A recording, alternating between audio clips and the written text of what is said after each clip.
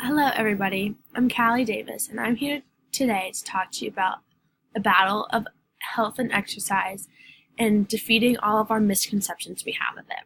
So, if you're like me, I grew up in a house that was considered your quote unquote healthy family.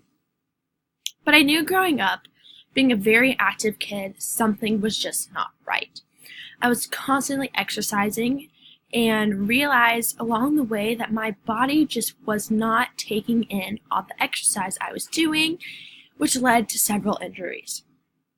So a few years ago, I was just feeling really fatigued, had bad brain fog, all of these symptoms that just weren't adding up. So I decided that I was going to go figure out what was wrong. I knew I always would exercise right, but the health side of things just wasn't matching up. So I knew I wasn't allergic to many foods or anything, just because you should know that by now. But I still wanted to check things out. So that's what I'm here to talk to you today about. It's about your gut health and how our body craves us fixing our insides before we can fix our outs. So, whether you know you're allergic to any foods or not, I encourage everyone to seek professional help here. To go, or maybe not professional help, but my words could help you figure out what is exactly going on with your body. Whether you're not losing that extra weight that you want to, or you're feeling all funky. So, being a nutritional science major here at the University of Georgia, I am digging into all the different foods and nutritions that are out there and how our bodies aren't supposed to take in the GMOs, and some of us aren't made to digest the lactoses and the glutens that are out in the world and all the different chemicals that are being put in our foods. Our bodies aren't supposed to be ingesting them. So, a few years ago, went to a doctor, and they diagnosed me with leaky gut syndrome. And for y'all who don't know what leaky gut syndrome is, it is an increased intestinal permeability or intestinal hyperpermeability that could happen when tight junctions in the gut, which control what passes through the lining of the small intestine, don't work properly. That could let substances leak into the bloodstream. So, many doctors and health practitioners are talking about and diagnosing leaky gut syndrome, saying that about 80% of us have it. And as you can see on the screen, that leaky gut syndrome can lead to some really serious health problems if we don't take it under control. And that is what we're seeing. 70% of our immune system is in our gut, so shouldn't we make it healthy?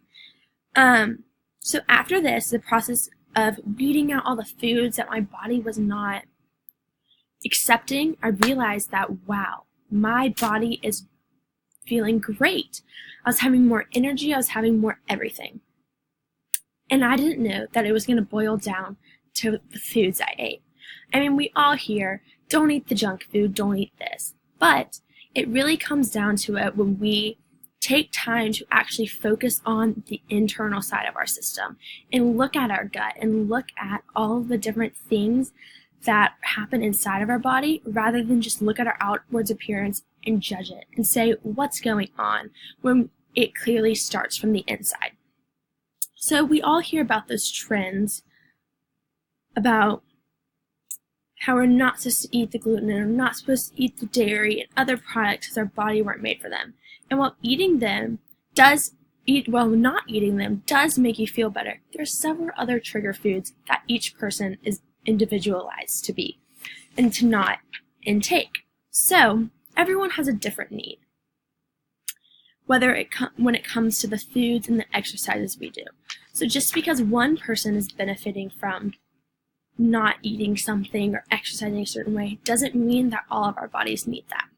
So a study published in 2015 about the progress of cardiovascular disease analyzed all different types of diets, Mediterranean ones, vegetarian ones, pescatarian ones, all different ones, and realize that the Mediterranean diet is our best bet. It incorporates proteins and nuts and veggies and fruits. And they came out on the conclusion that upping our fruit and vegetable intake may help protect you from cancer while supporting your immune system. Eating enough overall calories per day, ideally as part of a balanced meals and snacks at regular time, can help keep you energized. As you see in this thing, top cancer-causing foods, it's all of the processed stuff that our body just does not need. But the cancer foods that don't cause it, that are great for it, are all of like the vegetables. So I encourage all of y'all to go out and stock up on nuts and fruits and veggies as your snack rather than the junk food. Now, I'm not here to tell you that you shouldn't be eating random Kit Kats and stuff. I mean, I have one right here. I love eating them. But I'm saying moderation is our biggest key factor here. Eating in moderation is huge. Calories in, calories out.